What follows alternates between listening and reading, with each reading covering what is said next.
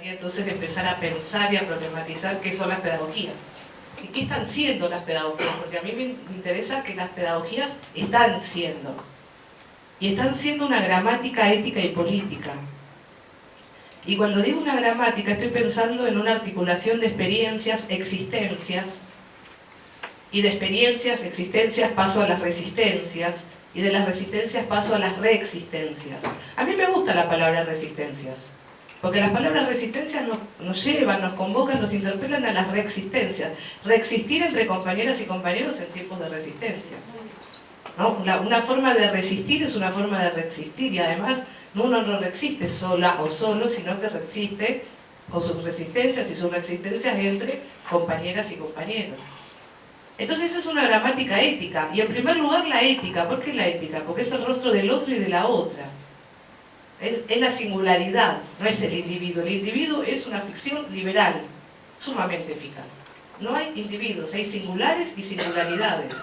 Sin embargo, todo el tiempo, porque el individuo, porque ahí hay un problemón epistemológico, gramatical, político, filosófico. La construcción del individuo es una de las mayores conquistas del pensamiento liberal, y nosotras repetimos sin pensar esas habladurías, porque en realidad son habladurías.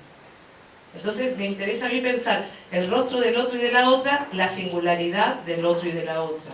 Ser singulares entre singularidades. Y esas singularidades se vuelven políticas. ¿En qué sentido? Cuando se vuelven plurales. Estamos siendo singulares al mismo tiempo que estamos siendo plurales. La pluralidad de la singularidad. ¿Y cómo paso de la singularidad? Siempre me preguntan lo mismo. ¿Cómo pasas de la singularidad a la pluralidad? Y yo digo a través de las biografías. Pero la biografía no es las grandes biografías de los héroes. Es ¿qué es una biografía? Cuando cada una de nosotras y nosotros podemos narrar nuestras vidas. Cuando podemos contar nuestras historias. Entonces cuando cada vida cuenta. Y en la Argentina hay una tradición maravillosa, pedagógica, que es las abuelas nos cuentan quiénes estamos siendo. Cada uno va escuchando de esas abuelas estas transmisiones, ¿no? Y yo voy a reivindicar la palabra transmisión, pero guardo un minuto por qué. Entonces es una gramática ética y política, es una gramática en construcción. Se está construyendo, no es que se acabó la pedagogía cuando el último pedagogo, no. Las pedagogías están siendo ¿en dónde? En las aulas, en las cooperativas, en los movimientos sociales, y si además a la pedagogía le agrego un territorio, que son las pedagogías del sur, en algunos estados plurinacionales. Ahí también hay pedagogías del sur. Incluso hay pedagogías en zapatillas, cuando vamos a las marchas. A mí me quedó todavía la época de ir en zapatillas a las marchas. A nosotros nos enseñaron que había que ir en zapatillas por si teníamos que salir corriendo. Entonces para mí, cuando uno construye pedagogías, también hay pedagogías en zapatillas. Las marchas y las marcas. Sí, ¿no? Sí. Las marchas y las marcas y las huellas pedagógicas, ¿no? Pero también, y también hay pedagogías en los nombres de las calles, y también hay pedagogía en las estatuas, ¿no? Y también hay pedagogías en las disputas, por los nombres de las estaciones de subte, los nombres de los ferrocarriles, ¿no? Es decir, hay pedagogías. La pedagogía en realidad es una gramática que nos permite pensar y problematizar el mundo. Las pedagogías latinoamericanas, las pedagogías del sur, necesitan y desean pensar los vínculos entre trabajo y educación.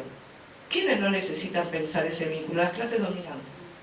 Pero para nosotros es un desafío pensar el vínculo educación y trabajo, pedagogía y trabajo. Entonces mirá lo que hace. Martí descubre que los campesinos y las campesinas no pueden ir a estudiar a la ciudad, y entonces no se le ocurre mejor idea que hacer una campaña de alfabetización. Y el mejor lector de Martí, que fue sin ninguna duda Fidel Castro, lee y se le ocurre ni más ni menos que inventar campañas de alfabetizaciones, llevando, claro, porque además ahí tenés el vínculo pedagogía y alfabetización, revolución y alfabetización, y ese vínculo hay que pensarlo hoy en día con el vínculo democracias y alfabetizaciones.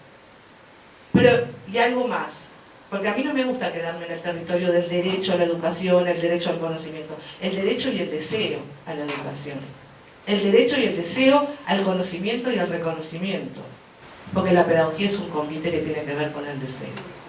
Y me parece que eso también hay que pensarlo. No podemos decir... A mí, la verdad que me gusta, lo digo así entre comillas, perder el tiempo pensando. Porque el capitalismo es puro uso del tiempo muerto. Y la verdad que yo creo en los vínculos entre la vida y los tiempos. Entonces a mí me gusta perder el tiempo del capital. Y me gusta perder el tiempo pensando. Entonces a mí esa dicotomía entre pensar y hacer no me cierra. Sí, me parece interesante pensar, sentir, hacer, comprender, interpretar, transformar. Pero siempre con esa I que nos regaló José Martí. ¿De dónde surge la palabra oprimido?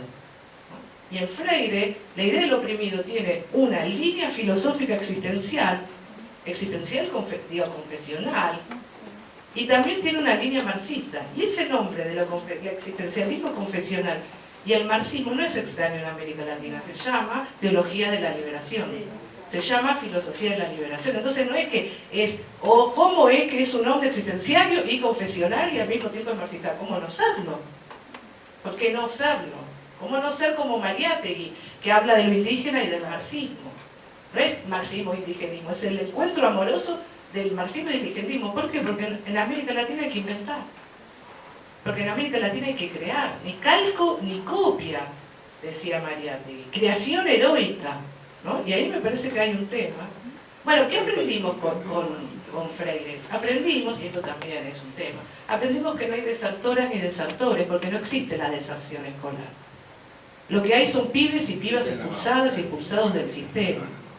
Pero además, expulsadas y expulsados todos los días y cada día de los sistemas educativos.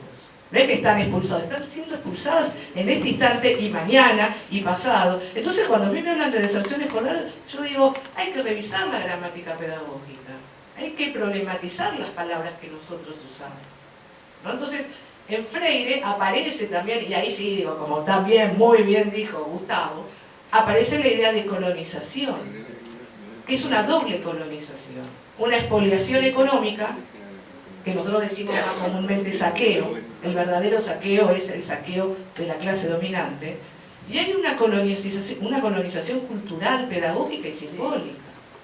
Freire tiene un libro que a mí me encanta, que es el más existencialista. Yo tengo así como una beta de la angustia y la dramaticidad, incluso con la alegría, porque están las dos cosas.